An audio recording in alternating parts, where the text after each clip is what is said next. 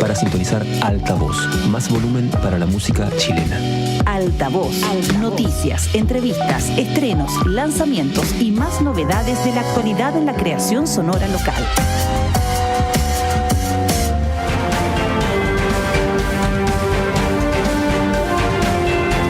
El Departamento de Prensa de Radio Universidad de Chile trabaja para mantenerlo informado.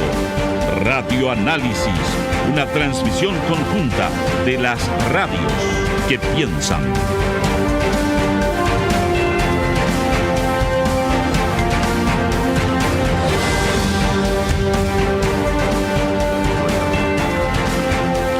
Son las 8:37, continuamos en Radio Análisis en esta mañana de día miércoles 26 de junio. Vamos a repetirlo, está frío, pero frío, ¿no? Así es que a cuidarse. Debe ser, desde el punto de vista del dato duro, sin duda una de las mañanas más frías del año, si no la más fría, así es que a cuidarse muchísimo, por lo menos acá en la zona central de este pequeño país, ¿no? Muy recordado ayer por los hinchas argentinos de que este país era pequeño, ¿no? Pero bueno, en fin, no vamos a hablar de eso porque nos trae malos recuerdos. Montserrat Rolano, buenos días. Sí, no hablemos de eso, por favor. Sí. Por favor. Sí. ¿Cómo están? Bien.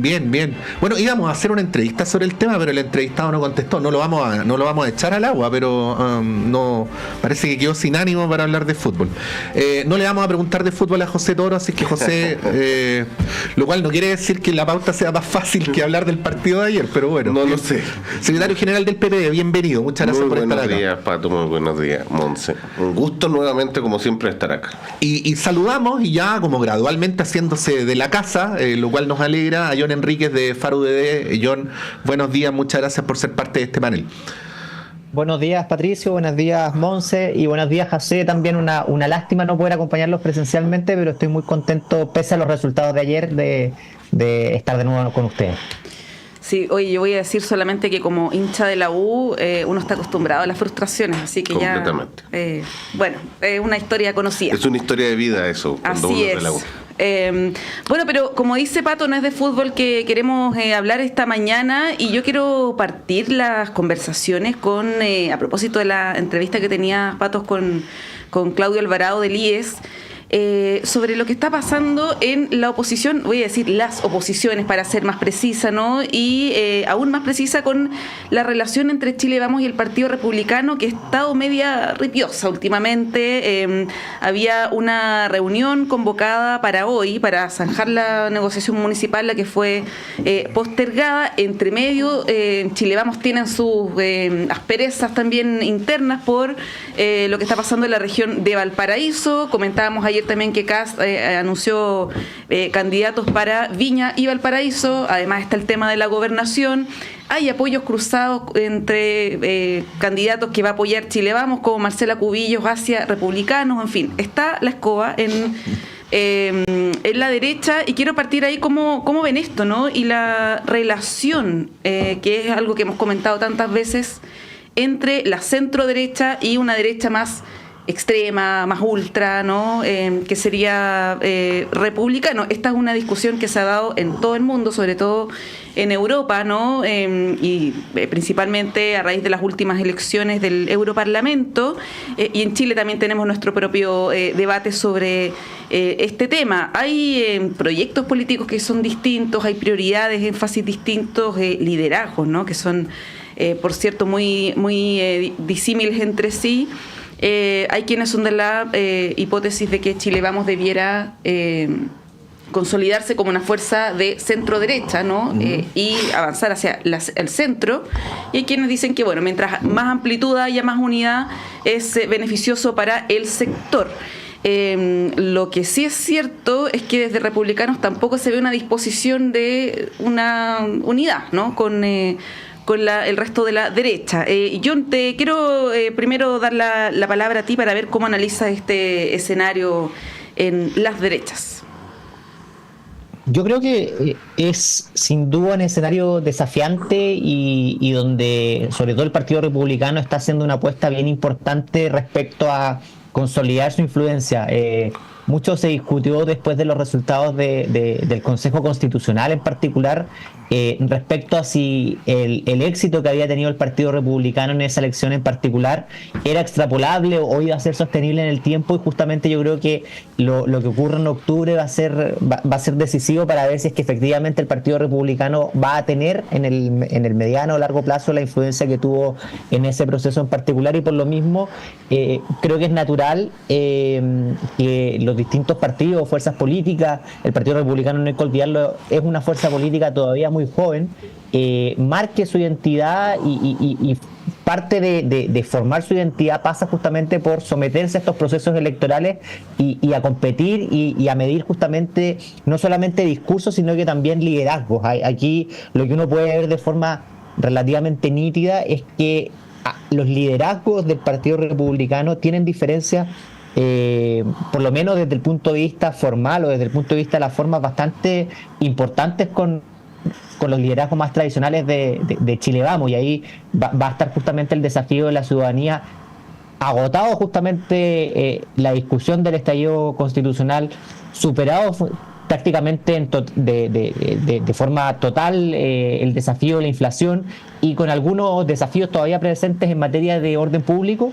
Si es que el discurso del Partido Republicano, que fue muy efectivo hace un año atrás, va a seguir siendo efectivo electoralmente en esta pasada, o si duplicar la apuesta le va a generar algún costo político que va a fortalecer quizás no necesariamente a Chile Vamos probablemente tal, sino que quizás al centro político o a la centro izquierda, porque muchas veces este tipo de mensajes más confrontacionales o más o con menos matices, justamente lo que hace es fortalecer a las posiciones que uno en principio no quisiera o no esperaría que sean fortalecidas. Así que queda mucho todavía por cortar, de ver qué va a ocurrir en definitiva en materia de quién va a ser candidatos en las elecciones municipales. Los gobernadores ya están más o menos consolidado, que el Partido Republicano va a ir en muchas regiones de forma autónoma, y es de esperar que y esto es un mensaje, una opinión 100% personal, que las discusiones que se generen se den en función de los contenidos y no necesariamente de las diferencias personales que pueden haber respecto a distintos perfiles de los candidatos. Sí, José, a ver, vamos como de lo puntual de la región de Valparaíso, la antes llamada quinta región, al cuadro más general. Durante estos años, varias veces, Monse, seguramente tú te acuerdas, de los paneles hemos escuchado acá de que la región de Valparaíso vendría a ser como la meca del Frente Amplio, ¿no? El corazón del Frente Amplio. Yo de hecho creo no estar imaginándome que he escuchado más de alguna vez que para las derechas era importante disputar la región de Valparaíso, ¿no? Tenemos un gobernador que es Mundaca, que a esta altura, si la memoria no me traiciona, debe ser el único que se sigue autodefiniendo de todos los gobernadores como del Frente Amplio. Tenemos alcaldes del Frente Amplio en Viña del Mar, en Quilpué, en Casablanca, mientras que en Valparaíso y Villa Alemana hay alcaldes de los movimientos vinculados al alcalde Charp, ¿no? A su vez tenemos senador Latorre, diputado Brito, diputada Camila Rojas y así sucesivamente. En particular en la comuna de Valparaíso, el escenario parece en el papel propicio para la derecha porque el oficialismo concurre con una candidatura distinta a la del grupo de Charp. Luego, el alcalde Mundaca tiene posiciones muy claras, por lo tanto me parece que es razonable pensar que se le puede disputar una mayoría, ¿no? Pero esta escoba que hay, donde por un lado RN dice nos están imponiendo una candidata que está condenada a la derrota, ¿no? Luego, lo que dice Monse del Partido Republicano, que le levanta candidatos en Viña y Valparaíso. Y esto que leíamos ayer, le vamos a dar los créditos a la segunda de que la relación ha llegado a un punto tan malo. Seguramente tú tienes harta experiencia en relaciones malas en coaliciones políticas que están pidiendo que dejen los celulares encima de la mesa porque todo se va a filtrar. Da cuenta de que es una situación realmente compleja. Entonces, bueno, pongo el tema de la región de Valparaíso en particular, pero ilustra los problemas que en general hasta el momento está mostrando la oposición o las oposiciones para competir, que al fin y al cabo es lo que tiene que hacer. ¿Cómo ves el cuadro? Ahora te toca de la vereda al frente, un poco más cómodo. Es bastante más cómodo, ¿no? Pero tomando palco. Sí. Tomando palco y comiendo cabritas. Claro. Porque efectivamente la división de la derecha, y digo la derecha, no haciendo esta diferencia que se está transformando tan habitual, porque efectivamente cuando Chile Vamos pasa a ser una coalición de centro-derecha y por lo tanto dejen la extrema derecha, que es lo que es el Partido Republicano y José Antonio Kast, yo podría atreverme a hablar de la derecha, pero creo que hoy día la disputa que está en la derecha tiene que ver con la hegemonía en el sector. Ante la arremetida del Partido Republicano en la elección del Consejo Constitucional, y efectivamente recordemos que el Partido Republicano dijo que quería competirle principalmente al Frente Amplio y al Partido Comunista, ¿no? Creo que esta división, construir una coalición política diversa, requiere mucho tiempo, expertise y construcción de confianza, que no es fácil, ¿no? Lo digo yo, viniendo desde un partido que nos sumamos al gobierno y después tuvimos que aprender a construir confianza con partidos políticos que no teníamos una relación política. O tenían una mala, para decirlo directamente. Una mala, ¿no? O que habíamos sido cuestionados por esos mismos partidos permanentemente y que habían nacido desde esa crítica permanente. Pero fuimos capaces de poner nuestras diferencias de lado y decir, o nos unimos todos o esto no va a funcionar. No va a funcionar porque nuestras ideas, que finalmente con sus diferencias son más o menos, apuntan a lo mismo: mayor justicia social, mayor libertad y crecimiento, tenemos que dejar nuestras diferencias de lado. Eso es lo que la derecha hoy día no es capaz de hacer todavía. ¿Por qué? Porque el poder tiene lo que tiene y por lo tanto tiene la atracción de poder ganarlo, y todas las comunas que puedan ganar, alguien las quiere ganar. Y por lo tanto Republicano y Chile Vamos quieren ganar esa misma comuna. Entonces ven un escenario propicio de decir, mira, en Viña vamos a levantar a Iván Poduje porque le puede ganar a Macarena Ripamonti. Pero resulta que Republicano dice, bueno, pero yo también tengo otro candidato. Y el gobernador entonces le dice, bueno, vamos a levantar a Pepa Hoffman, con todo el lío que siempre deja bajar candidatos. Eso todos los partidos asumimos costos territoriales cuando tomamos la decisión de bajar candidatos, porque aquí lo que hay es una cocina, ¿no? En la cocina política de cómo se generan las candidaturas no hay. En la manifestación de primaria renunciaron a ese mecanismo porque no era posible colocarse de acuerdo. Entonces es complejo para la derecha. Creo que vamos a seguir con candidaturas divididas. Ahora, para nosotros es una muy buena cosa. No obstante, tenemos unidad en las 345 comunas del país, pero también debemos ser capaces de construir unidad en la lista de gobernadores regionales. Sí, eso está pendiente, ¿eh? Lo recoge hoy día la prensa también. Ahora, John, además de este factor electoral que mencionamos, está entre medio la figura de Evelyn Matei, que ha sido que ha estado bien expuesta, ¿no? En las últimas 2 semanas, por lo menos, ha tenido declaraciones desafortunadas, haciendo algunos vínculos entre sectores de extrema izquierda, como ella los denomina, y crimen organizado, y también entre narcotráfico y política. Y en las últimas horas ha estado enfrascada, en una discusión con el intercambio de opiniones, por decirlo así, con el subsecretario Monsalve sobre la delincuencia en el país. Ella a principios de semana hizo un análisis muy crítico de lo que no ha hecho, a su juicio, el gobierno, que según su apreciación estamos peor que antes, ¿no?, en materia de seguridad pública, y aseguró que ella entregó hace un par de años una lista al subsecretario Monsalve de venezolanos que bueno, según lo que ella plantea, luego terminaron siendo los presuntos responsables del asesinato del teniente Ojeda. Esto fue descartado ayer tajantemente por el subsecretario Monsalve. Es bien delicado estas acusaciones, igual, hay que decirlo. Pero la verdad es que ella ha estado bien expuesta. Y ahí, John, te quiero preguntar cómo lo analizas desde el punto de vista de la estrategia política, ¿no?, del sector. Mientras los partidos están peleando por los cupos, por lo que pasa en Valparaíso, lo que estamos conversando, Evelyn Matei entra en una especie de discusión con el gobierno. No sé si eso le puede generar algún rédito o al revés. ¿Cómo lo ves desde el punto de vista de la estrategia política? A ver, yo creo que Evelyn Matei tiene muy presente lo que le ocurrió al exalcalde también Joaquín Lavín en la última elección, donde las encuestas daban cuenta justamente de que Joaquín Lavín tenía una posición súper sólida al interior de la derecha para posicionarse muy seguramente como presidente de la República, y por el otro lado justamente está el exalcalde o alcalde Daniel Jadwe, y por distintas circunstancias Joaquín Lavín perdió esa posición de liderazgo y terminó yéndole muy mal en las primarias.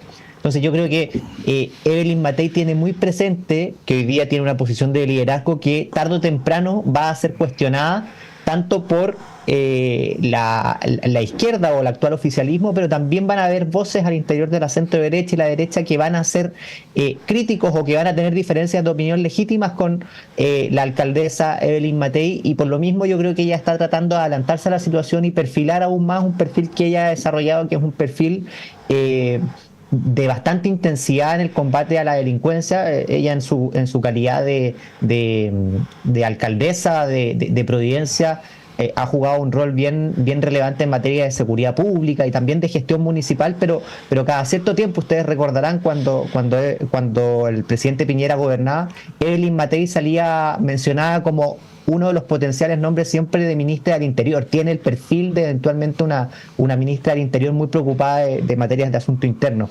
Si eso va a ser efectivo o no va a ser efectivo desde el punto de vista electoral, o si causa más beneficios que daño, solamente el tiempo lo dirá. Es un tema, es una situación bien, o está en un momento bastante crucial Evelyn Matei para efectos de perfilar cuáles van a ser esas tres características, no solamente que la van a definir a ella como potencial candidata presidencial, sino que también cuáles van a ser los pilares de su eventual programa de gobierno. O sea, ¿qué es lo que va a buscar? Si lo que va a buscar es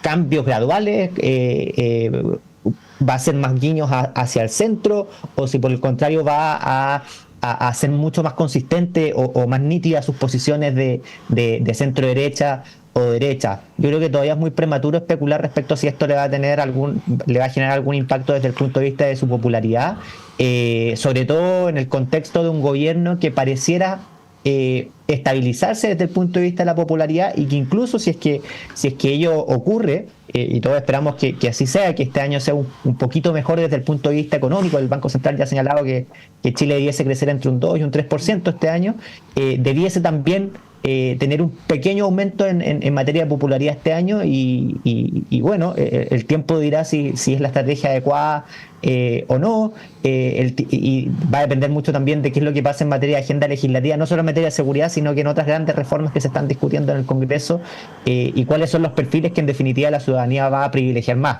aquellos que sean más nítidos en sus planteamientos o aquellos que busquen con mayor intensidad la construcción de acuerdos. Sí, es interesante la mención que hace John. Disculpa, ahí José, volvemos contigo, pero quería ahí como tirar del hilo, ¿no?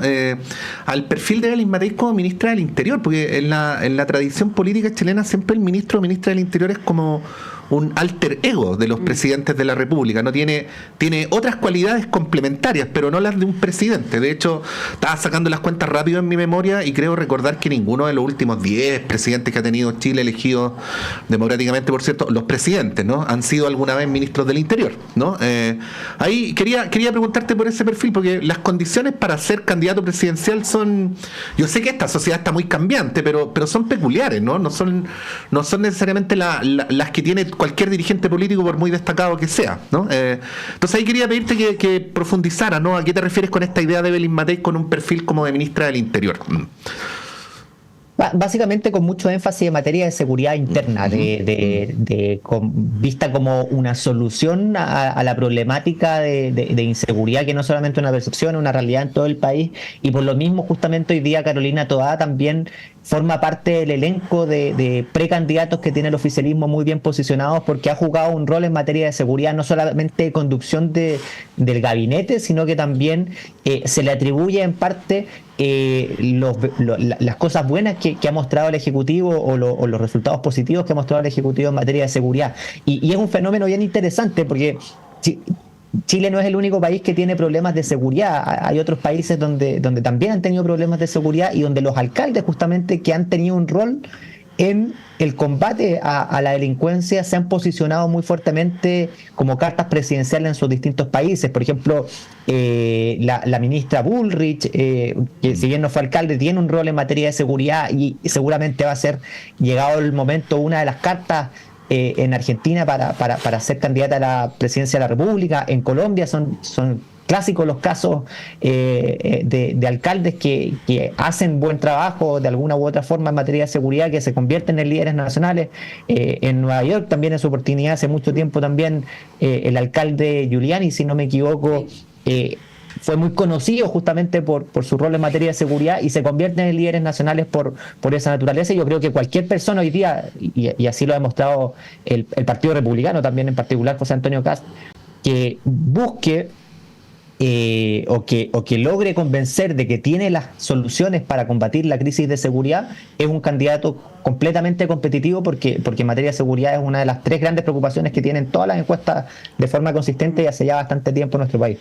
Oye, le pusiste la lápida a Carolina Toa como posible futura presidenta. Lo pensé mientras lo estaba diciendo, no quise mirar para el lado a José Toro, pero pero el dato duro histórico ese, ¿no? O sea, el dato duro histórico es que ningún, que yo recuerde, ministro del Interior ha terminado siendo presidente. No.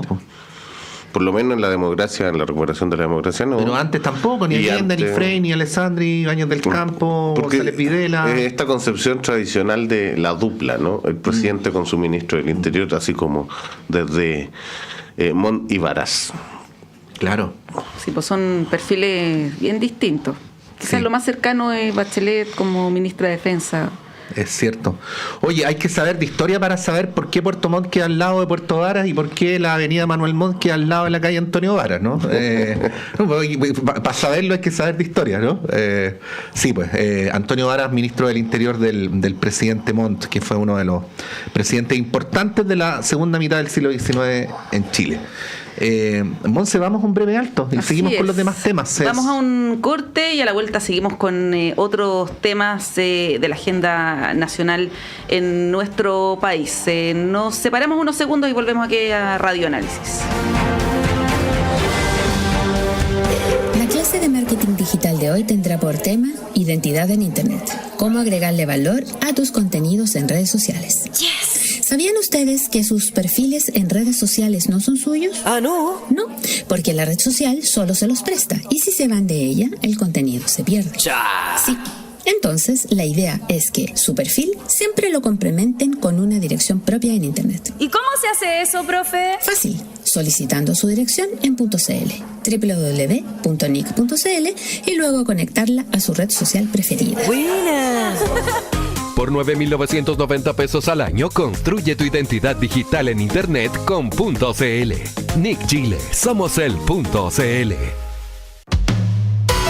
Conciencias y Educación, un programa de la Facultad de Ciencias de la Universidad de Chile dedicado a mostrar el estado de la ciencia de frontera y analizar las políticas educacionales y contenidos programáticos sobre educación científica y educación ambiental. Hola amigas y amigos, soy Raúl Morales Segura, decano de la Facultad de Ciencias de la Universidad de Chile y deseo invitarles a acompañarnos en nuestro programa Conciencias y Educación cada viernes a las 12 horas en Radio Universidad de Chile. Conciencias y Educación, un programa para una ciudadanía más demandada en los avances científicos, tecnológicos y ambientales, en el 102.5 FM y radio.uchile.cl. En la mañana. ¡Qué emoción! Con la familia juntos y en sintonía. Música por la radio, pura diversión. Dime el nombre del programa. ¿Ya lo sabes? Así lo creo. Es para niños y grandes y no te lo puedes perder. La respuesta es fácil. ¡Que siga el recreo! Te esperamos todos los sábados a las 9 de la mañana por Radio Universidad de Chile y señal online en nuestro programa radial para niñas y niños. Programa creado por CRIN Chile y financiado por el Fondo para el Fomento de la Música Nacional, convocatoria 2024. El recreo, que siga el recreo, que siga el recreo y no se acabe más. Frecuencia SEAC, música y danza al aire. Un espacio del Centro de Extensión Artística y Cultural de la Universidad de Chile. Acompáñanos cada jueves de 4 a 5 de la tarde para conocer más acerca del quehacer de la Orquesta Sinfónica Nacional de Chile, el Ballet Nacional Chileno, el Coro Sinfónico y la Camerata Vocal Universidad de Chile. Compositores, obras, canto, danza, sus distintos estilos y el trabajo tras bambalinas. En un diálogo de la periodista Priscilla Springisfeld, junto a interesantes artistas por las ondas de Radio Universidad de Chile y en radio.uchile.cl.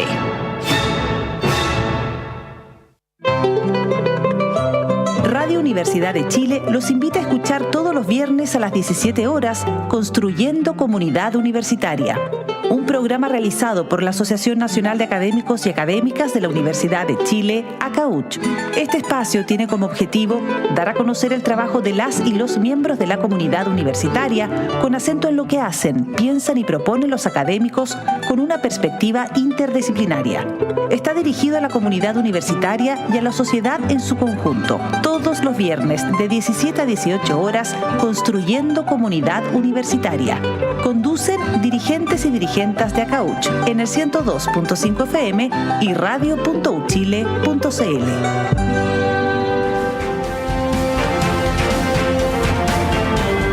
Radio Análisis, una transmisión conjunta de las radios que piensan, presentada por el Departamento de Prensa de Radio Universidad de Chile.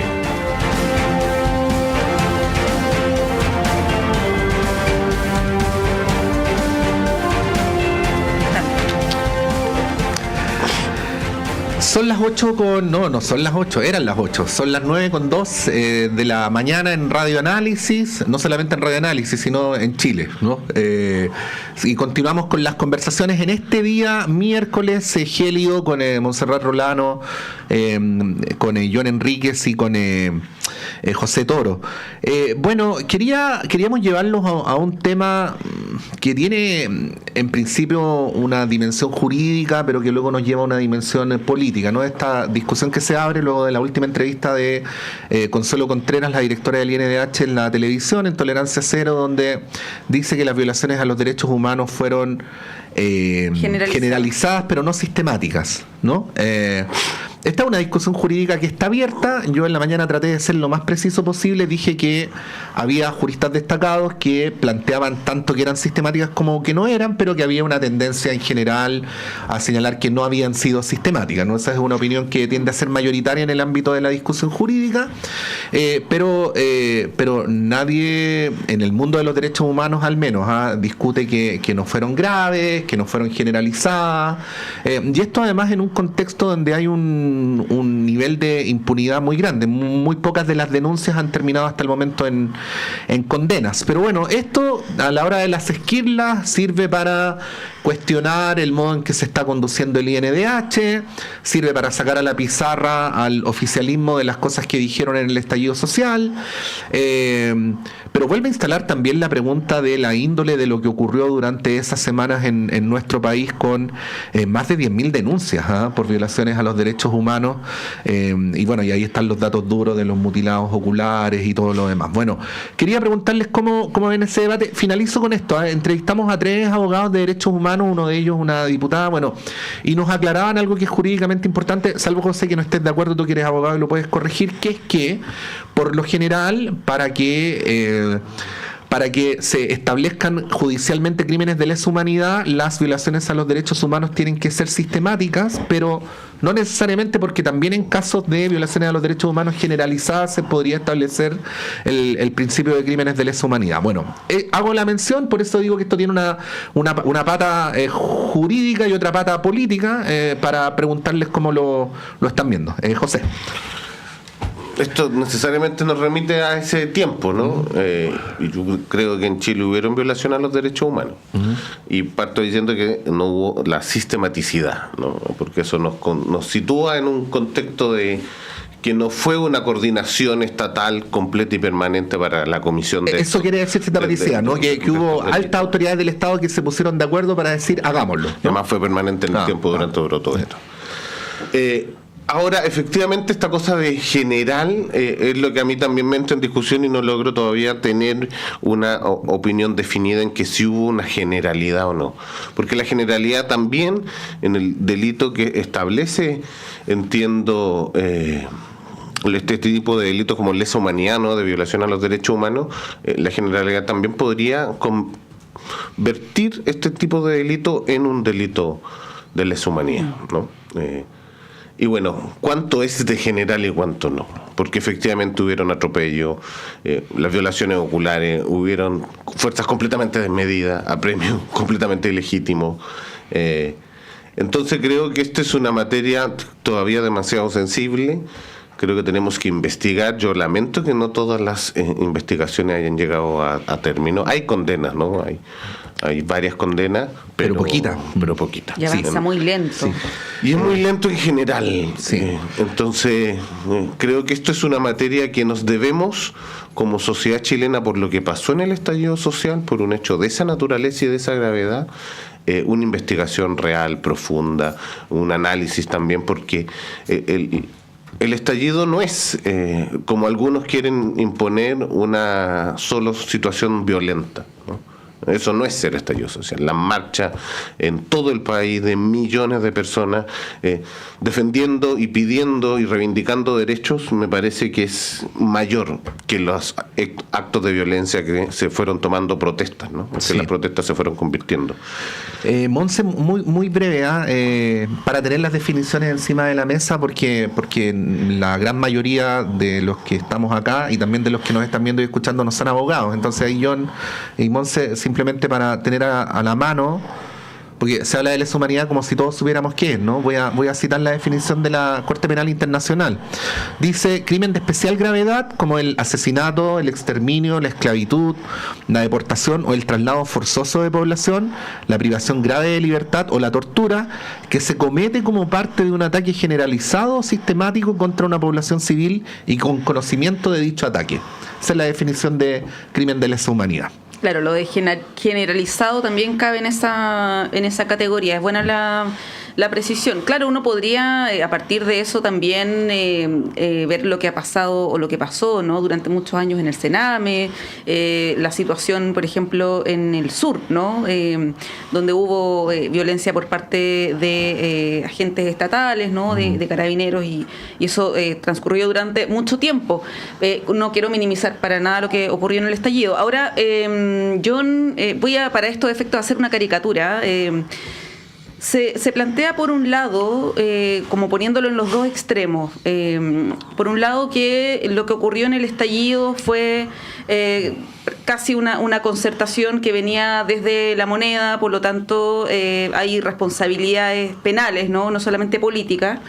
En el caso de ministros, ¿no?, del mismo expresidente Piñera, y que esto hubo una decisión política de violar los derechos humanos, ¿no?, cosa que hasta el momento no ha estado acreditada, y bueno, que una decisión como de reprimir al pueblo, por decirlo así, organizado, que se estaba manifestando, por un extremo, y por el otro se ha tendido también, insisto, por el otro extremo, a minimizar e incluso invisibilizar lo que pasó durante el estallido, casi como que si no las violaciones a los derechos humanos no fueron sistemáticas, no existieron, ¿no? O no hubo responsabilidades, ¿no? O incluso no fue una movilización de carácter político, sino simplemente delictual o vandálica. Que fue un poco el relato que se instaló el año pasado, ¿no? Esto del estallido delictual. Bueno, y entre medio hay un montón de grises que muchas veces no son parte de los análisis, ¿no?, de lo que ocurrió en el estallido desde el punto de vista social, también político, cómo se manejó muy mal la crisis política, más allá de que, si es que hubo una responsabilidad en lo que ocurrió. ¿Cómo analizas eso desde esa perspectiva, ¿no? Porque desde un sector de la oposición, voy a decir, no toda la oposición, se ha planteado que esto prácticamente, o sea, se ha intentado ocultar las legítimas demandas que surgieron en esa época, con el argumento del estallido delictual, ¿no? Bueno, y por otro lado también se ha caricaturizado desde el punto de vista de lo que ocurrió con el gobierno. ¿Cómo ves eso, John, haciendo como un análisis a partir de la situación de los derechos humanos?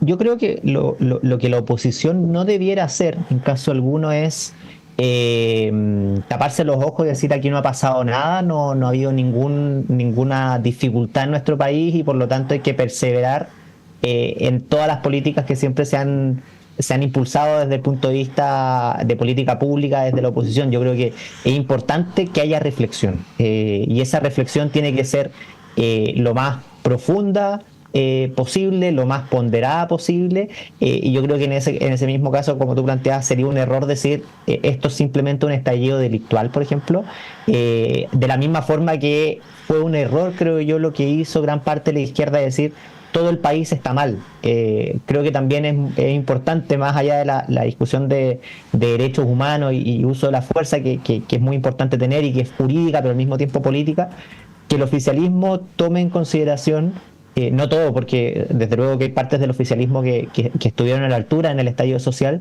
de que las palabras también que se emplean en contextos de esa naturaleza pueden exacerbar justamente la conflictividad y eso no es deseable. El plantear diagnósticos de blanco y negro nunca es deseable, porque tú lo planteabas muy bien, Monse, siempre hay muchos grises.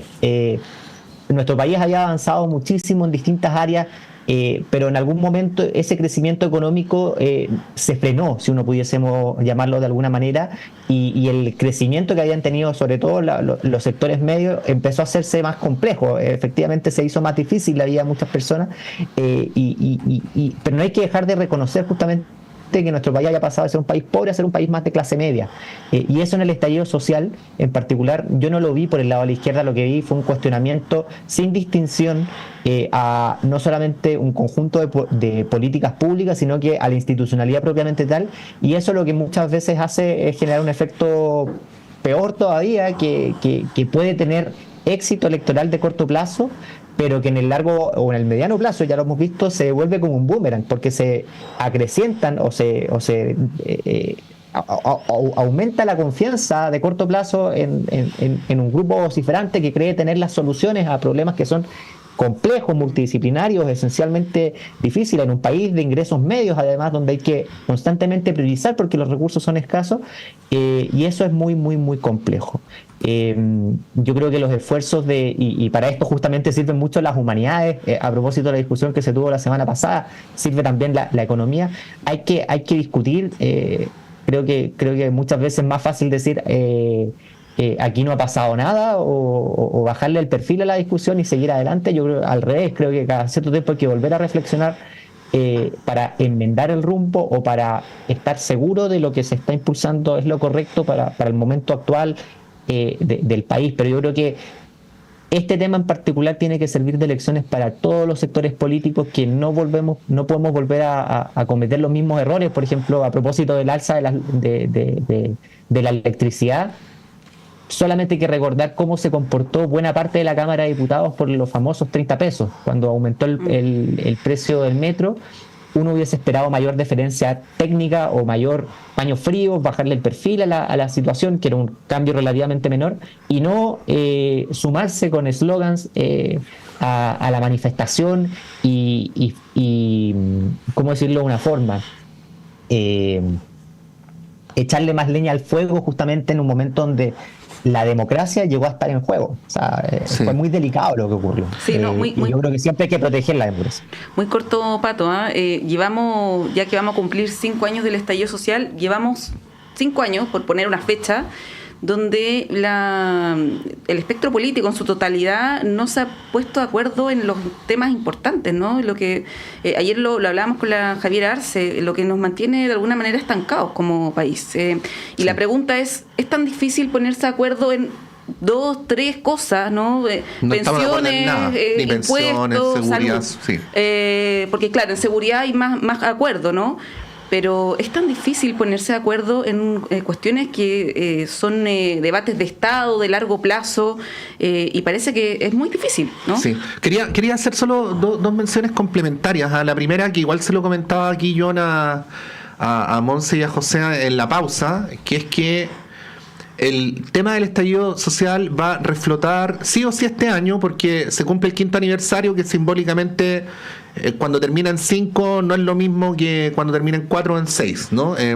Además, coincide con el plazo de la prescripción penal. Por lo tanto, si es que hay casos que no se esclarecen durante este año, a partir del 18 de octubre van a empezar a quedar fuera de la sanción penal.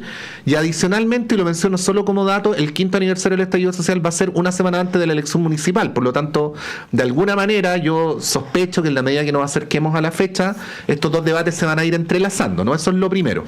Pero lo segundo, que es de carácter más institucional, y solo a modo de complemento de lo que dice Monse, que el acuerdo del 15 de diciembre de 2019 vislumbraba el itinerario constitucional para salir de la crisis política, po. Y tuvimos 2 procesos constitucionales que no lograron resolver la crisis política. Entonces, quedamos donde mismo. Y peor. Y yo creo que eso es lo que siente la ciudadanía en general, que después de 5 años su vida en cuanto a haber ganado algo, no ha ganado nada. Y no ha habido ningún cambio real y concreto en la ciudadanía, por aquellas causas que dieron origen al estallido social, ¿no? La desigualdad en materia de salud, la desigualdad en materia de educación, en materia de distribución económica también, el alto costo de la vida. Efectivamente somos una sociedad, yo digo, donde las generaciones menores de 50 años y de 45 años se dieron cuenta que tenían que aportar para soportar la vida de sus padres, ¿no? Porque con las jubilaciones de miseria no le alcanza para vivir. Y por lo tanto, ahí hay una reflexión, y lo digo bien desde fuera del rol que me toca, ¿no? Que creo que tenemos que hacer como país completo. Porque la política creo que también tiene que ver con eso, con el aumento de los populismos y el autoritarismo. Si la democracia y la política no logra resolverle los problemas a las personas, no logra mejorar las condiciones materiales de la gente, finalmente no está cumpliendo su gran objetivo, y para eso requiere de acuerdos. Ahora, lamentablemente, los acuerdos políticos han dependido de el péndulo electoral, ¿no? Y como dependen del péndulo electoral y pareciera ser que en los extremos está la ganancia, ha impedido colocar la mesura, la razonabilidad y sacar adelante proyectos que pareciera mínimo. Hoy día yo digo siempre, me parecía que el proyecto presentado por Sebastián Piñera de 3 y 3 en pensiones parecía más completamente razonable que lo que estamos discutiendo hoy día. Y la derecha de eso pasó a discutir un 5 y 1 con suerte o nada a capitalización individual en materia de pensiones. Y eso es algo que toda la política y todos quienes nos dedicamos a esto debiésemos tener en cuenta para poder mejorar la vida de las personas, porque creo que a 5 años del estallido social tenemos un debe que... Esto no tiene que ver con que vuelva o no vuelva, con que no son ni 30 pesos ni 30 años, ni ahora va a ocurrir lo mismo porque por el aumento de la luz, con otras condiciones, no tiene que ver con esa amenaza, sino efectivamente con cómo le demostramos que la democracia y que por lo tanto la política resuelve los problemas.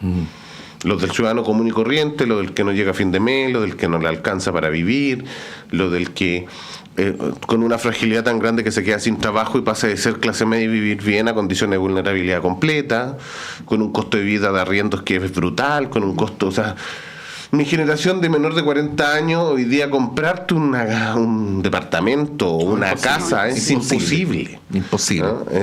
Bueno, eso es... O sea, las casas modestas en las que vivían nuestros padres hoy día son mansiones. Brutales.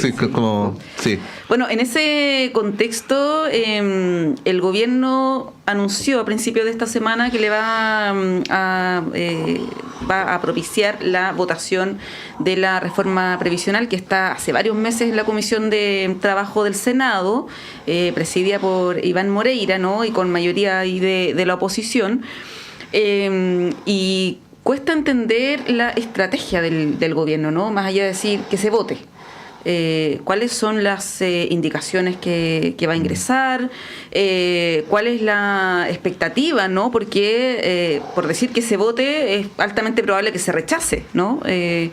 Y cuesta un poco entender cuál es la lógica. Ayer nuestra colega Bárbara Payal reporteaba el tema, incluso senadores oficialistas como Gastón Saavedra le decían que esto no es una buena decisión apurar la votación, que quizás lo óptimo sería esperar un par de semanas, y que el gobierno lo está apurando en un contexto donde además el debate político está bien enredado. José, tú lo mencionabas por el tema del alza de las tarifas eléctricas, donde es probable que el oficialismo se desordene. Ya hemos visto con el Frente Amplio, mencionábamos ayer el caso de la presidenta de la Cámara, y Marcel ha dicho, no hay plata, ¿no?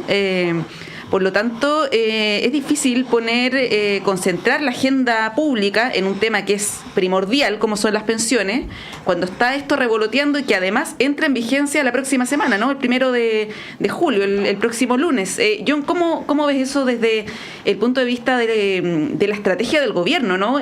Cuesta un poco entenderlo, son señales un poco contradictorias, al menos visto desde afuera.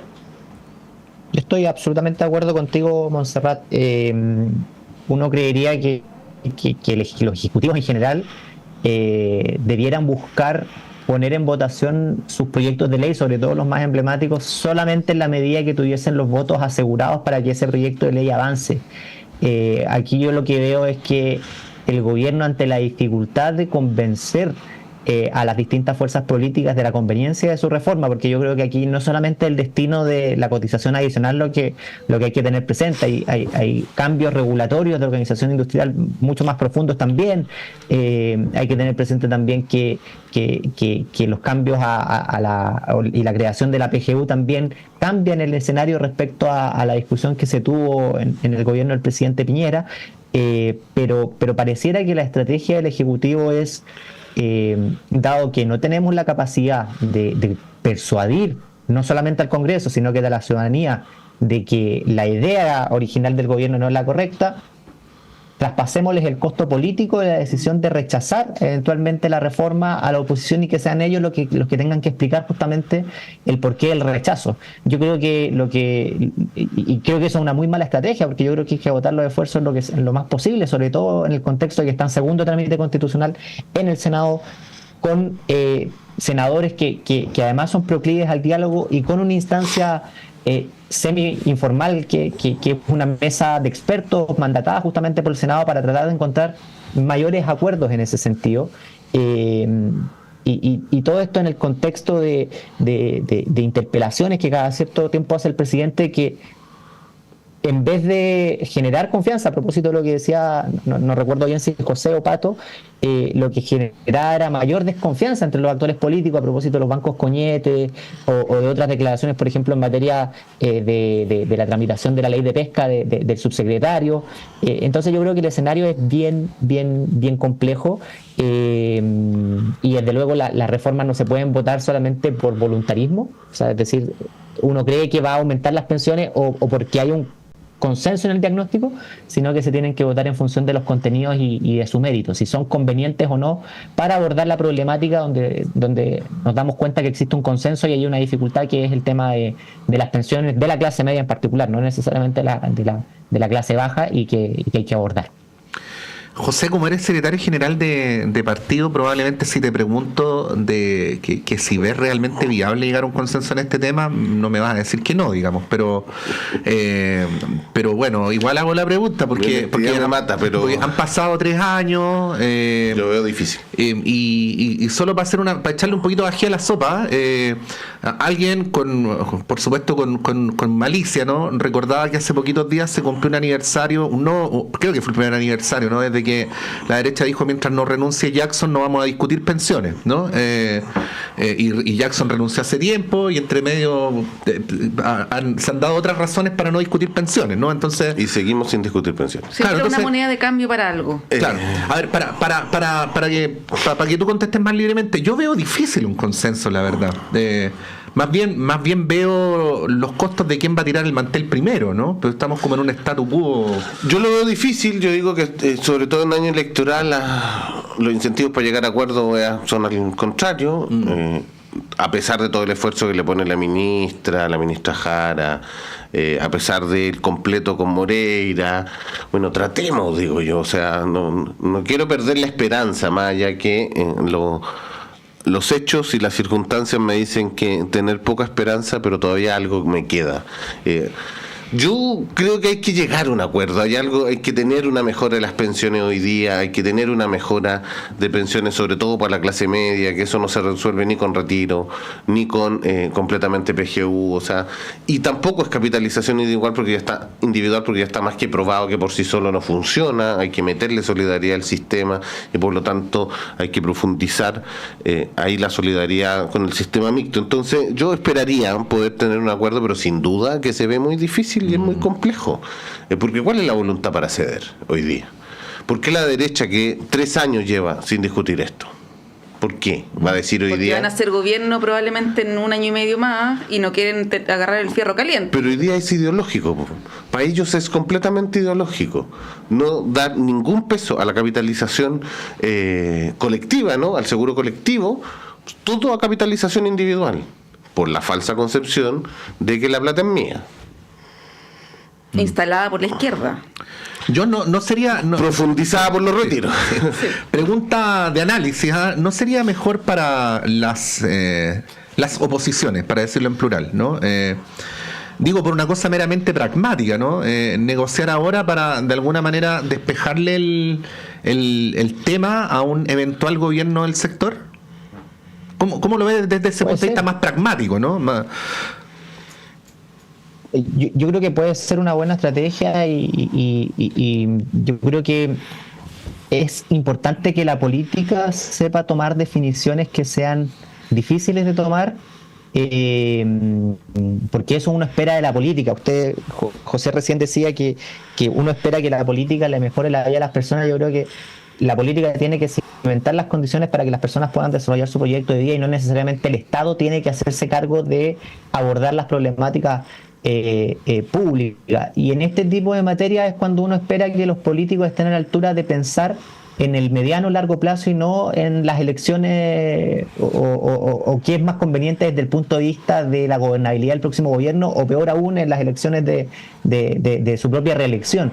Y por lo mismo creo que, por ejemplo, planteamientos como, me parece que el diputado Raúl Soto u otros parlamentarios que han dicho, si no hay reforma de pensiones vamos a insistir con retiro de fondos de pensiones, lo que hacen es enturbiar todavía mucho más el debate. Yo creo que en ciertas materias la política debiese decir que debiese tomar posición por la responsabilidad y por tomar decisiones difíciles. Me encantaría a mí, por ejemplo, de que fruto de un acuerdo en materia de pensiones no solamente se llegue a un consenso respecto a los cambios en la industria o los eventuales cambios en materia de distribución de la cotización adicional, sino que también haya cambios en materia del mercado laboral para evitar o para disminuir lo más posible la informalidad laboral, que está en un 30%. Sí, con formalidad laboral no sirve de nada los cambios que podamos hacer en materia de decreto de ley 3.500. Al mismo tiempo, me encantaría que esta generación del Congreso Nacional pudiese pagar el costo político eventual de decir, nosotros fuimos los que modificaron la edad de jubilación legal y la aumentaron y la adecuaron justamente los parámetros a nuestra esperanza de vida, que es cada vez mayor. Pero pareciera que la política muchas veces está más concentrada en la elección que viene o en justamente que en tomar decisiones que puedan ser complejas desde el punto de vista político, pero sí responsables y necesarias para el buen funcionamiento de nuestro país. Y un ejemplo de ello justamente es lo que pasó con las alzas de las tarifas eléctricas. Es decir, chutiemos el problema, salgamos hoy día a darle una respuesta, entre comillas, positiva a nuestros electores, y después que otros se hagan cargo, y eso genera problemas de presiones fiscales que después son muy difíciles de retrotraer o de solucionar. Y hoy día Chile, por suerte, todavía no tiene esos problemas, pero nuestros vecinos argentinos tenían un problema mucho más estructural de que tenían mucho de sus servicios básicos subsidiados, y eso genera una presión fiscal inimaginable y que después tiene problemas muy graves para todos los ciudadanos del país. Oye, solamente decir al cierre que en este tipo de debates cuando se echa de menos liderazgo en la oposición, ¿no? o en la centro derecha, a propósito del fallecido expresidente Piñera, que daba la impresión que en algunos debates públicos ordenaba bastante a su sector. ¿Cuánta falta les hace? Claro, y sobre todo sus ex colaboradores más cercanos son, si uno los escucha, ¿no? Los que tienen una posición más dada al diálogo político, ¿no? A la construcción de acuerdos, cosa que no se ve entre los parlamentarios y otros dirigentes del sector. Bueno, es un tema que está ahí en el aire, ¿no? Bueno, mencionar además, mencionar el final, ya lo decíamos más temprano, justo en esta mañana donde se cumple un nuevo aniversario del natalicio del presidente Allende, se ha conocido la muerte de José Cabe Martori, que fue ministro de Economía del presidente Allende, y lo menciono porque recientemente también el presidente de la República expresó sus condolencias, y tiene que ver esto también un poquito con el tema de la memoria. A propósito de los 50 años, aquí en la radio tuvimos hartas conversaciones de que está desapareciendo esa generación de quienes fueron protagonistas de esos convulsos tiempos. De hecho, ministros vivos del expresidente Allende solo van quedando los más jóvenes, Pedro Felipe Ramírez, Jorge Arrate, Sergio Guitart, todos ellos ya esta mañana se han expresado públicamente sobre el fallecimiento de este dirigente de 93 años, histórico dirigente del Partido Comunista, así es que aprovechamos también de expresar nuestras condolencias. John Enrique, muchas gracias por esta conversación, que tengas un muy buen día. Muchas gracias, Pato, muchas gracias, Monse, José, encantado de conocerte también, y muchos saludos a todos los que nos están escuchando, los que nos escucharon ya. Sí, pues. José Toro, muchas gracias, que estén muy bien. Muchas gracias, Pato, Monse y John, un gusto y un saludo a todos. Vamos a ir un breve alto y a la vuelta continuamos con la conducción de Claudio Medrano en nuestro noticiario. Vamos y volvemos.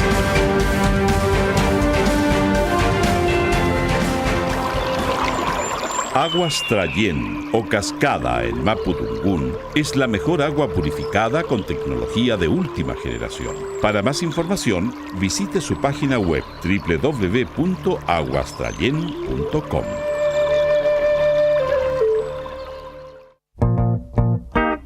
Todos los sábados a las 21 horas, Alberto Mayol, Omar Sarraz, Patricio López y Antonella Esteves se reúnen para revivir la tradición de una amable conversación entre amigos alrededor de un libro y para discutir sobre literatura y la vida misma. Radio Universidad de Chile te invita a ser parte de esta República de las Letras y compartir la pasión subjetiva y personal de cualquiera que ame los libros. Te esperamos cada sábado a las 21 horas en la República de las Letras, un clásico de Radio Universidad de Chile.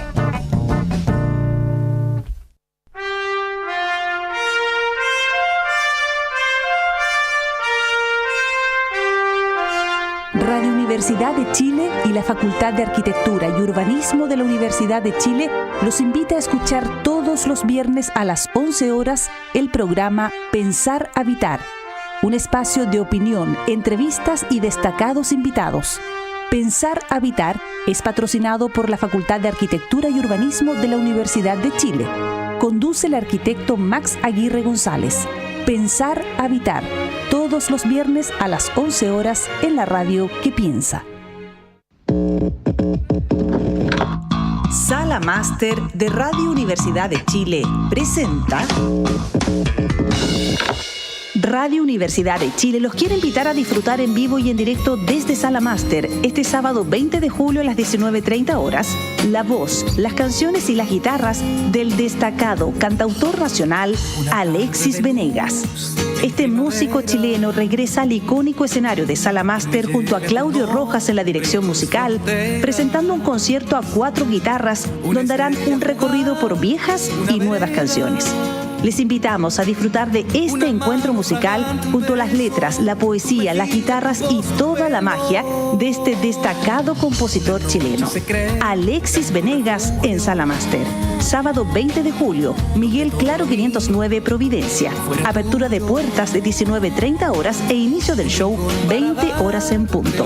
Entradas disponibles en portalticket.cl y más información en www.salamaster.cl.